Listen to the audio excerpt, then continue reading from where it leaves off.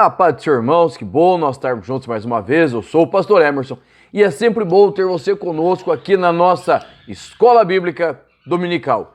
E nós já estamos na lição de número 12, né? Nós já estamos aí encerrando 3 meses onde nós estamos estudando o verdadeiro pentecostalismo, a atualidade dos dons do Espírito Santo, tá? Então, nós estamos aí nessa sequência de estudos, estamos encerrando, e hoje nós vamos falar de um dos temas mais cruciais e talvez um dos gargalos da evangelização e do movimento pentecostal, que é a questão da urgência do discipulado. Esse é o nosso tema de hoje. Então vamos lá. O nosso texto áureo, ele vai nos dizer assim: portanto, ide, ensinai todas as nações, batizando-as em nome do Pai, e do Filho, e do Espírito Santo. Evangelho de Mateus, capítulo de número 28, versículo de número 19. Verdade prática.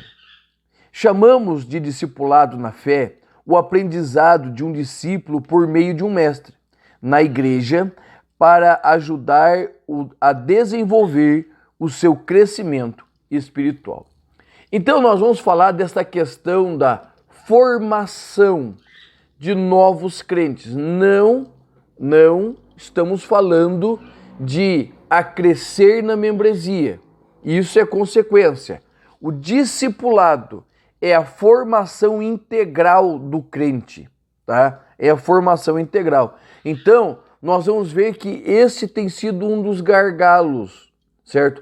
Um dos pontos cruciais dentro do pentecostalismo, a formação deste novo crente, não somente jogando ele ali no hall de membros, né, nas atividades da igreja, mas nós precisamos olhar para a questão do discipulado com muito mais carinho, e este é o nosso trabalho hoje, tá bom? Te espero no próximo tópico.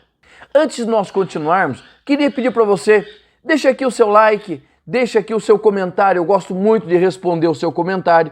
E também, se você ainda não é inscrito, deixe a sua inscrição, inscreva-se no canal, nos ajude nesse processo de crescer no YouTube e nós ajudaremos você também na sua vida espiritual. Amém?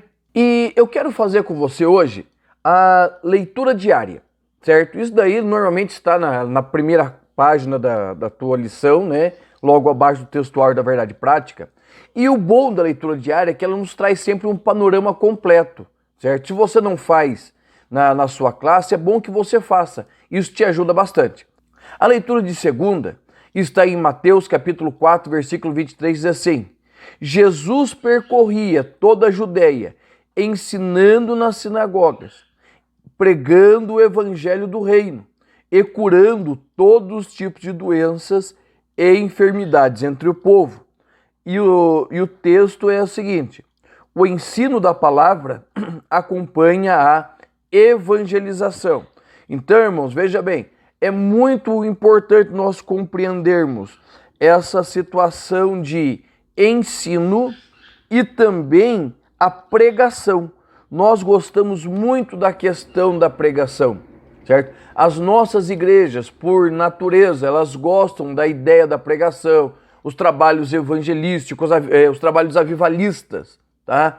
Mas o ensino foi, desde o princípio, algo crucial. Aí vai linkar com Atos 11, 25 e 26, que é a leitura de terça-feira, que diz assim: depois Barnabé foi a Tarso a procurar Saulo, e quando o encontrou, levou-o a Antioquia, e durante um ano inteiro se reuniram naquela igreja e ensinaram numerosa multidão. Em Antioquia, os discípulos foram pela primeira vez chamados de cristãos. E o nosso texto, né, da revista de terça-feira é: Saulo de Tarso foi convidado para conduzir o discipulado em Antioquia da Síria. Então veja bem, Antioquia vai se tornar um polo cristão, um polo de desenvolvimento do cristianismo. E como se dá o início? Com a evangelização, Barnabé e outros irmãos vão lá e ganham aquela multidão de gente para Cristo. E o que eles vão precisar? Eles vão precisar educá-los, ensiná-los. E veja bem, esse discipulado durou um ano inteiro. A Bíblia faz questão de frisar que foi um ano que eles estiveram ali trabalhando e discipulando os irmãos. Então, é muito importante nós olharmos para a questão do discipulado. A leitura de quarta-feira, ela continua em Atos, capítulo 19, versículos 9 e 10, que vai nos dizer assim: mas como alguns deles se mostravam teimosos e descrentes, falando mal do caminho diante da multidão, Paulo se afastou dele e, levando consigo os discípulos, passou a falar diariamente na escola de Tirano. Paulo fez isso durante 2 anos, de modo que todos os habitantes da província da Ásia ouviram a palavra do Senhor, tanto judeus como gregos. Então, quando Paulo chega ali em Éfeso, certo? E é essa o pano de fundo, Paulo começa a discipular. Primeiro, ele vai encontrar uns irmãos que haviam sido batizados no batismo de João, mas não tinham noção da existência do Espírito Santo. O que o discipulado faz? Ele leva o discípulo a ter um conhecimento profundo de Cristo, certo? E das coisas relacionadas ao cristianismo. Eu sempre brinco, irmãos, que nós crentes, nós temos o nosso evangeliquez, né? Que é uma linguagem própria nossa, faz parte do nosso mundo. E as pessoas que vêm de fora, muitas vezes não compreendem, né, o que nós estamos dizendo. Eles não conseguem compreender a nossa liturgia, porque eles vêm às vezes de outra matiz religiosa. Então nós vemos o quê? Que o discipulado é extremamente importante, não somente para firmar o crente, mas para que ele possa ter a real compreensão do que é aquilo que nós estamos dizendo. E o texto da lição de quarta-feira é: o objetivo principal de Paulo em Éfeso foi a educação cristã, ou seja, a formação do crente por inteira, certo? Olhando, ensinando a respeito não só do batismo, não só da necessidade da salvação, mas das coisas que estão em volta e são igualmente necessárias para a salvação. A leitura de quinta-feira está em Filipenses 4:9, que diz assim: o que também aprenderam, receberam e ouviram de mim, e o que viram em mim, isso põe em prática, e o Deus da paz estará com vocês. Então, olha só a progressão de Paulo, né, falando aos filipenses, uma igreja muito amada, discipulada por ele. O que aprenderam, receberam, ouviram e viram. Aprenderam, receberam, ouviram e viram. Isto praticai. Tá? Nós vamos falar no próximo, no tópico 1, a respeito do discípulo, do discipulado, né, a visão histórica disso, e você vai ver exatamente que isso é discipulado, certo? Ensinar, entregar, explicar e viver tudo aquilo que você ensinou, entregou e explicou. Tá?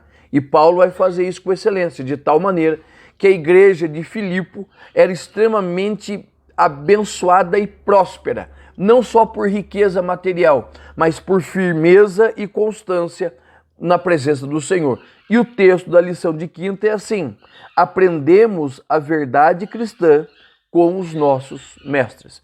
Sexta-feira está lá em 2 Timóteo, capítulo 3, versículo 14. Tá? Aí já é um texto mais conhecido nosso. 2 Timóteo 3, 14 vai dizer assim: quanto a você, permaneça naquilo que aprendeu e em que acredita firmemente, sabendo de quem aprendeu. Toda a Escritura, ela é inspirada por Deus e útil para o ensino, para a repreensão, para a correção, para a educação na justiça, a fim de que o servo de Deus seja perfeito e perfeitamente habilitado para toda boa obra. Ou seja, qual é a função do discipulado? Primeiro, fazer com que o discípulo ele tenha uma plena e profunda compreensão da palavra, certo? Da palavra. É muito fácil você saber diferenciar uma pessoa que foi e que não foi discipulada. Manda ele achar Obadias, manda achar Filemão, manda achar algum texto dos profetas menores, ou fala acha lá para mim o livro do profeta Ezequias, né? Ezequias é rei, Ezequias não é profeta. E você vai ver que a pessoa vai se bater. Por quê? Porque ele não teve ainda o conhecimento, vivência com a palavra. Ele não foi devidamente ensinado. E nós vemos isso muito nas nossas igrejas. Tá? E o texto da leitura de quinta-feira é esse. De sexta-feira, a Bíblia é a fonte do discipulado. O cristão, o crente que não foi discipulado, ele tem dificuldade com a palavra. Lógico, tem irmãos, né, já de idade, pelas suas dificuldades, eles não conseguem achar rapidamente. Mas aquele que foi discipulado, ele tem uma noção da Bíblia inteira. E a Bíblia é a ferramenta do discipulador. Tá? E a nossa última leitura, que é a leitura de sábado, ela está em Tito 3,14, tá? Que vai dizer assim: e quanto aos nossos, que aprenderam também a se empenhar na prática de boas obras, a favor dos necessitados, não se tornem infrutíferos. Olha só, aos nossos, ou seja, aos crentes, aos discípulos, que aprenderam, foram ensinados a empenhar-se na prática das boas obras, não se tornem infrutíferos. Ou seja, continue lançando semente. Esses dias eu falava aqui na igreja, para que serve o fruto? O fruto ele não foi feito para nós comermos, certo? A princípio, o fruto surgiu para gerar descendentes semelhantes à árvore, tá? Então a ideia de Paulo é isso, olha, eu frutifiquei, vocês são a semente da minha frutificação. Agora, o que vocês vão fazer? Vocês vão levar esta semente a outros, ou seja, é a continuidade do processo de crescimento cristão. Aquilo que você aprendeu, você entrega aos outros. E o texto da lição é: no discipulado, aprendemos o funcionamento da vida cristã. Ou seja, esse trabalho diário de aprender e ensinar, estar frutificando e lançando os seus frutos, tá? Isso também tem a ver com o fruto do Espírito, ok? Então, irmãos, esse é a leitura diária. Nós vamos agora ali para o tópico de número 1. O tópico de número 1, ele vai trazer para nós o seguinte tema: o que é discipulado? Uma coisa bem simples. O que não é discipulado? Discipulado não é uma forminha de fazer crente, em que você vai pegar, esticar uma massa e vai batendo a forminha ali e vai tirando cópias idênticas. Não. A ideia do discipulado é você formar cristãos, pessoas à semelhança de Cristo. Voltemos lá para Atos 11. Quando Paulo e Barnabé eles estão ali, eles estão gerando pessoas à semelhança de Cristo, que estão aprendendo a servir no reino, estão aprendendo a ser semelhante a Jesus, de tal maneira que lá fica registrado que eles foram pela primeira vez chamados de cristãos, ou seja, semelhantes a Cristo, ok? Então, o discipulado, ele tem a função de formar novos crentes E como nós chamamos esses novos crentes, certo? Dentro do discipulado, de discípulos, tá? A palavra discípulo, tanto no hebraico quanto no grego, eles vão ter o mesmo sentido, ou seja, de aprendiz, aquele que está aprendendo, está andando junto. E veja como foi o discipulado de Jesus.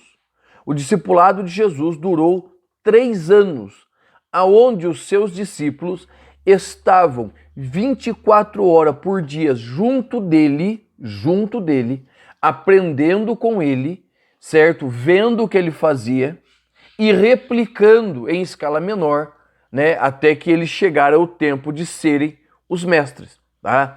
E é isso que é importante você notar, que o discípulo ele aprende mais com o exemplo do que com as palavras. É muito bom nós ensinarmos, mas é melhor ainda nós vivermos. O discipulado cristão tem muito a ver também com a vivência, certo? No meio cristão. Nós temos muitos crentes que têm uma série de dificuldades. Por quê? Porque na sua formação, as pessoas que estavam na frente deles não tinham uma prática cristã genuína, né? Falava que não era para mentir, mentia, falaram que não era para enganar, enganava, entendeu? Então, a questão da prática cristã está muito envolvida com o discipulado. O discipulador, o mestre, aquele que vai estar na frente, precisa ser alguém que tenha uma prática que seja a mesma da sua fala. Muitos falam e não praticam, tá? E daí vem aquele ditado: faço o que eu digo, não faço o que eu faço. O discipulador, ele precisa ter uma vida condizente com as suas palavras. E isso está ligado diretamente com a grande comissão de Cristo.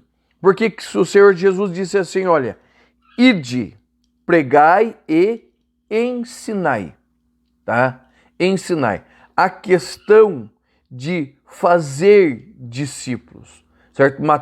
Marcos 16, fazer discípulos. Por muitos anos, e essa é uma falha muito grande dentro das nossas igrejas, Assembleia de Deus, nós não gostamos de discipular. Por quê? Porque discipulado, ele não aparece tanto quanto o culto de avivamento, quanto o culto evangelístico. Mas o discipulado, ele forma cristãos, tá?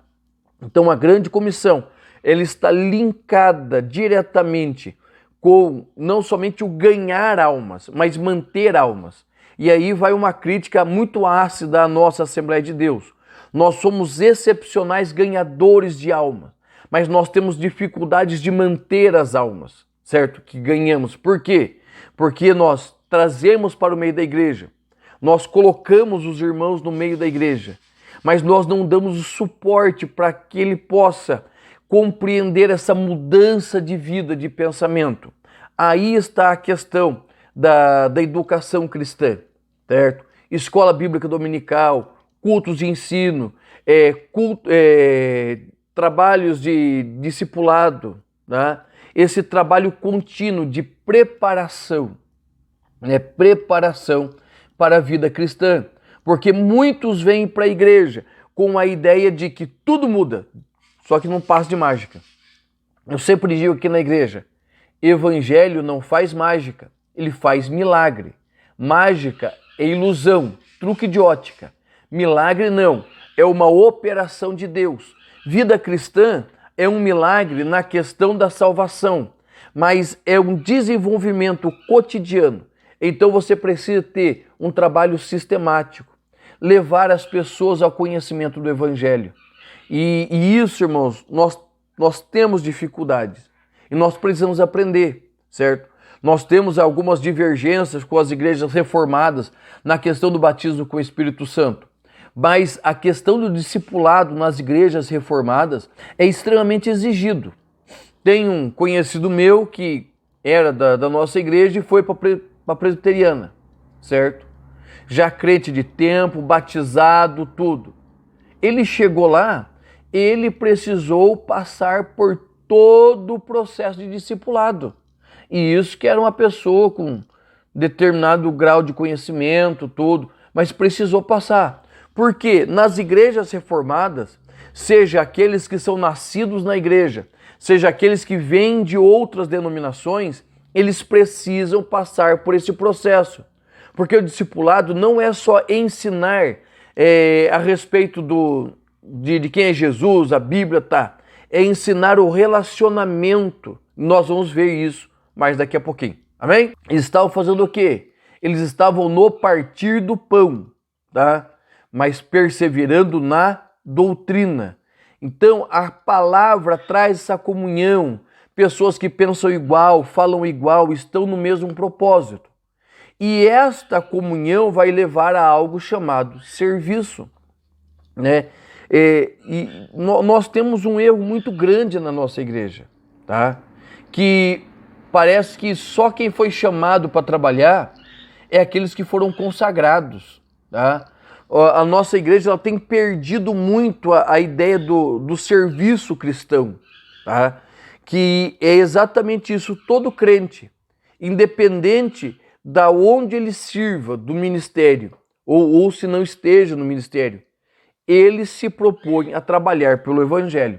Tem uma denominação, eu discordo dela em muitos pontos, mas ela tem um ponto que eu amo, que é a questão do serviço cristão. Para essa denominação, o que acontece? Limpar banheiro é um ministério. Tem uma tia da minha esposa que ela ficou encarregada de cuidar do banheiro das mulheres. Olha que coisa maravilhosa. Na Assembleia de Deus isso é horrível, né? Se eu falar para uma irmã, eu quero te encarregar de cuidar do banheiro. Nossa, só falta brigar comigo, né? Ô irmão, eu quero que o senhor seja zelador do pátio. Eu tenho um irmão dessa denominação, que é meu amigo, e ele é zelador do pátio. Ele tira mato, corta grama, irmãos, para ele é um prazer. É algo assim extremamente grandioso, porque eles compreenderam a importância do serviço cristão, tá?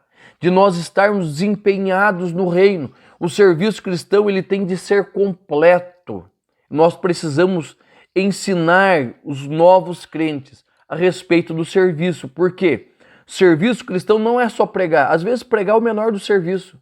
A pessoa vem para a igreja não pelo sermão que eu prego, mas pelo aquele que ele ouviu, que ele viu nas pessoas que têm uma vida cristã digna de ser copiada. Então o serviço cristão é muito importante dentro do discipulado. E o nosso último tópico diz assim, o discipulado e o crescimento sadio da igreja, tá? O discipulado e o crescimento sadio da igreja. É muito simples. Pegue duas crianças, certo? Uma delas você vai ensinar a palavra de Deus, você vai ensinar o amor à igreja, não ir à igreja, mas o amor à igreja. Você vai ensinar ela a trabalhar, você vai ensinar ela desde pequenininha que ela pode fazer alguma coisa e tal. E outra você deixa crescer, certo? Dentro da igreja, de qualquer forma. Pergunta. Quando esses atingirem a adolescência, qual vai ter mais probabilidade de ficar? O que foi ensinado ou aquele que cresceu de qualquer forma? Vamos dizer que os dois continuem. Quando chegar na vida adulta, e esses dois tiverem problemas, porque toda vida cristã tem problema, qual dos dois vai ter mais ferramentas para solucionar? É isso que nós precisamos pensar.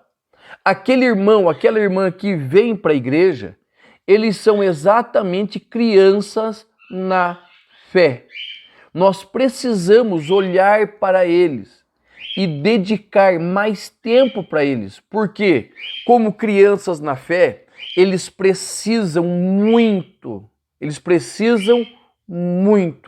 desta atenção, certo? Desse cuidado no crescimento. É a mesma coisa o teu filho, a tua filha está crescendo, você quer muito que comece a andar. Quando começa a andar, você começa a se preocupar com todas as quinas de mesa, certo? Ele começa, para ele não cair, trambaleando, até começa a firmar os passos, daí começa a falar e começa a repetir tudo. Daí você começa a tomar cuidado, porque às vezes ele repete coisas que não deve. Daí você começa a cuidar o que você fala, como é que você vive, porque o teu filho, ele aprende com você, a comer com você, a falar com você, a andar com você. Então, irmãos, o crescimento sadio da igreja, ele vem exatamente do discipulado. A maioria dos problemas que nós temos nas nossas igrejas, certo? Poderia ter sido evitado se existisse dentro da maioria das nossas igrejas um trabalho sério de discipulado, certo? Não vou, aqui eu tento muito, mas existe muita resistência, principalmente dos crentes mais velhos, tá? Quando vem gente de outras denominações, nós tentamos fazer isso. É um trabalho árduo. Discipulado é um trabalho árduo, mas é uma ferramenta extremamente poderosa dentro da igreja, tá? E isso vai fazer o quê? Que a igreja cresça de uma forma sadia espiritualmente, que ela vá crescendo numericamente, porque quem aprendeu, certo? Quem foi incentivado, quem pegou prazer pela palavra, vai ensinar aos outros, e automaticamente as nossas igrejas irão crescer, tá bom? Espero que tenha sido bênção para você. Já está aqui do lado, certo? O meu livro do nosso próximo trimestre. Semana que vem nós vamos ter 2 vídeos, da lição de número 13 e também o vídeo de introdução à nossa próxima lição, tá bom? Deus te abençoe, eu te espero lá.